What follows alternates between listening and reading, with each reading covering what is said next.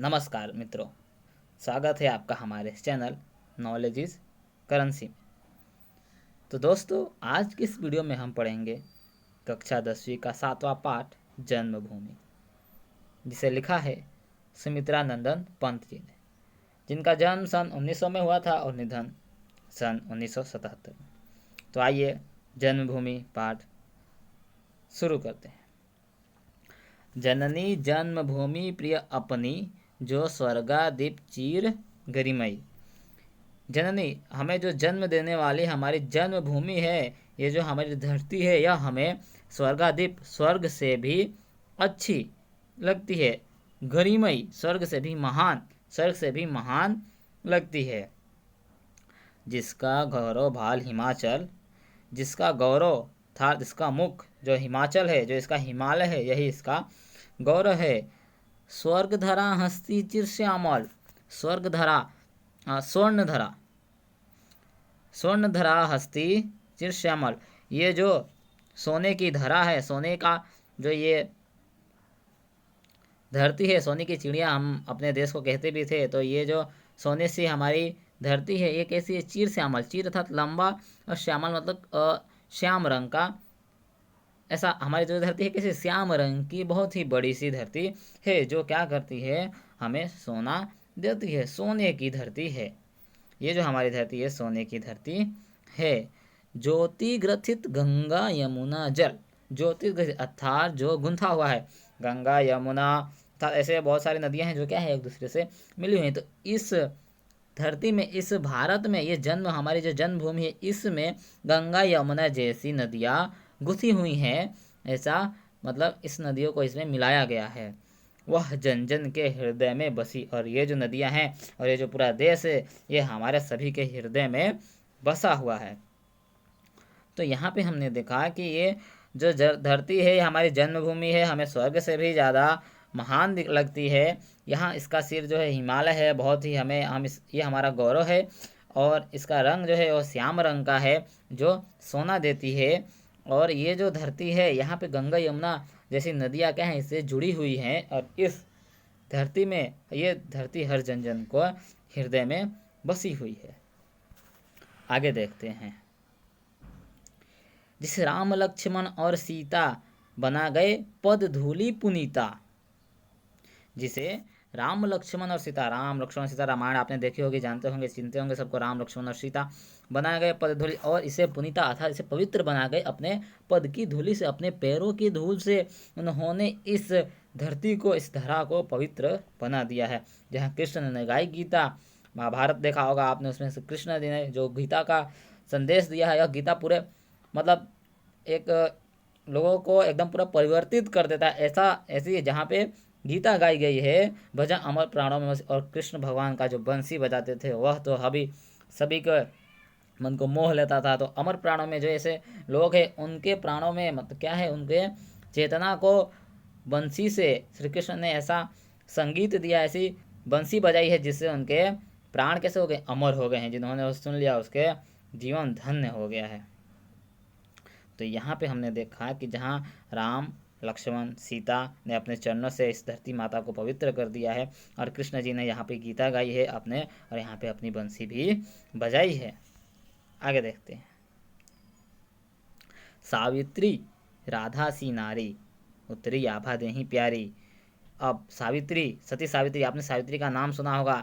यह एक ऐसी महिला थी जिन्होंने जानते हुए भी कि मेरा पति, जिससे वो पति है, वो मतलब बहुत ही जल्द मर जाएगा उससे, और उन्होंने विवाह किया प्रेम वश कारण। और उन्होंने यमराज से अपने पति को और अपने ससुर के आंखों को, रोशनी को भी छीन कर लाई थी। ऐसी थी हमारी सावित्री, जिन्होंने अपनी पति के प्राण यमराज से छीन कर लाई थी, प्राण अपने यमराज से बचा कर लाई थी। यमराज से भी वो लड़ गई थी। राधा के बारे में आप सब जानते हैं, कृष्ण का नाम राधा के साथ लिया जाता है हमेशा।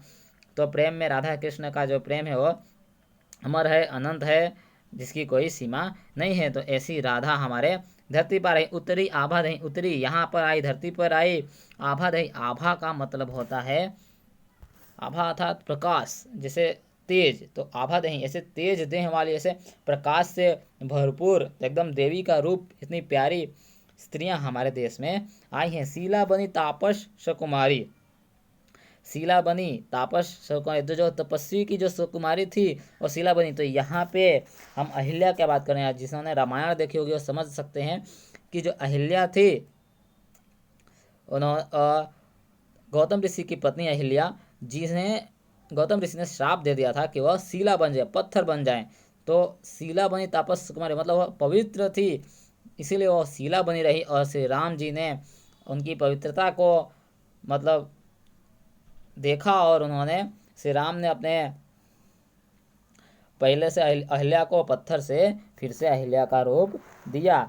जड़ता बनी चेतना ससी। अब यहाँ उस जड़ता को, जड़ और चेतन क्या है, एक विरोधार्थी शब्द हैं, एक दूसरे से अपोजिट हैं। तो वो जो जड़ता, जो जड़ है, जो पत्थर बन गई है, उसमें क्या लौट आई, चेतना लौट आई। तो ये श्री राम भगवान ने जब अहिल्या को पत्थर से स्त्री बना दिया, उस जड़ से चेतन बना दिया, उसकी बात हो रही कि ये जो हमारा देश है, ये जो हमारी जन्मभूमि है, यहाँ पे राधा जैसी नारी, सावित्री जैसी नारी जो एकदम देवी का रूप हैं, तथा ऐसी तपस्वी सुकुमारी भी हैं जिन्होंने मतलब अपनी पवित्रता से अपना सब कुछ संभाल लिया। इस देश की मतलब ये महानता है, यहाँ पे ऐसा कभी कहना चाहते हैं। आगे बात आती है शांति निकेतन जहाँ तपोवन। शांति निकेतन बहुत ही मतलब ऐसा एक बहुत ही स्कूल है जिसका शुरुआत किसने की थी, जो हमारे लेखक हैं बहुत ही प्रसिद्ध रविन्द्रनाथ टैगोर जी ने शांति निकेतन की स्थापना की। और जहाँ पे ध्यानावस्थित हो ऋषि मुनि, जहाँ पे ध्यानावस्थित, ध्यान की अवस्था में ऋषि मुनि, मतलब हमारा देश ऐसा है जहाँ पे शांति निकेतन जैसे तपोवन है, जहाँ पे तपस्या होती है, जहाँ पे ध्यानावस्थित, जहाँ पे ध्यान होता है, ऐसे ऐसे ऋषि मुनिगण हैं यहाँ पे।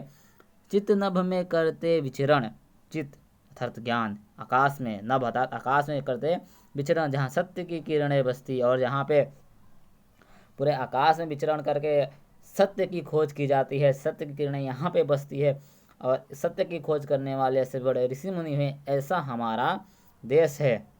चिद अर्थात ज्ञान, नभ आकाश, विचरण घूमना, सत्य की खोज करने वाले किरणें बसती, यहाँ पे सत्य की किरणें बसती हैं, और इसकी खोज यहाँ के ऋषि मुनियों ने की है। तो इन 4 लाइनों में बताया गया है कि हमारा देश ऐसा देश है जहाँ पे शांति निकेतन जैसे महाविद्यालय, महा तपोवन है, जहाँ पे ध्यानावस्थित, ध्यान अवस्था में रहने वाले ऋषिगण हैं जिन्होंने सत्य की खोज की है। अपने इस आकाश में विचरण करके, इस नभ में घूमकर उन्होंने सत्य की खोज की है। आते हैं अंतिम की लाइनों पर।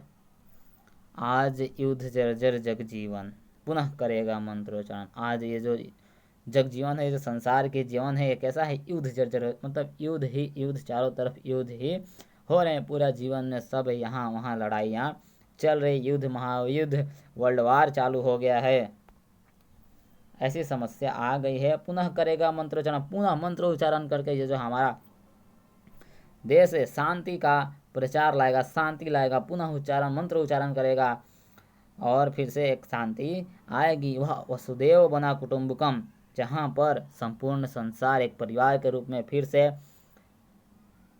से एक रूप में आएगा, पूरा संसार एक परिवार बन जाएगा। जिसके मुख पर ज्योति नवलसी, और इसके मुख पे ज्योति नवलसी, ये सब भारत है, इसके मुख पे ज्योति नवलसी है, पूरा नौजवान, ये हमारी जो जन्मभूमि, यहाँ के सभी व्यक्ति के मुख पे कैसा है, ज्योति, एकदम बहुत ही प्रकाश है, एक बहुत नया सा तेज है, ज्योति है, प्रकाश है। तो ऐसी हमारी जन्मभूमि है, प्रिय है हमें, और ये स्वर्ग से भी महान लगती है। तो यहाँ इन लाइनों में कहा है कि इस पूरे संसार में युद्ध हो रहा है, चारों तरफ लड़ाई झगड़े हो रहे हैं, तो इसको मंत्र उच्चारण से हमारा देश ठीक करेगा, और ये जो सारा संसार एक परिवार का जो यह बात है वसुधैव कुटुंबकम का, इसे सबके सामने लाएगा, और इसी से हमारे देश के सभी लोगों के मुख पर क्या है, एक अजब सा प्रकाश है, ज्योति है। तो इसीलिए हमारी जो जननी जन्मभूमि हमें बहुत ही प्रिय है, और जो स्वर्ग से भी महान है, ऐसा हमें लगता है। तो दोस्तों आशा करता हूँ आपको यह पाठ बहुत ही अच्छा लगा होगा। तो हमारे चैनल को लाइक कीजिए, सब्सक्राइब कीजिए और इसको अपने दोस्तों के साथ शेयर करना ना भूलिए। तो कैसा लगा आपको हमारा यह पाठ हमें कमेंट में ज़रूर बताइए। धन्यवाद।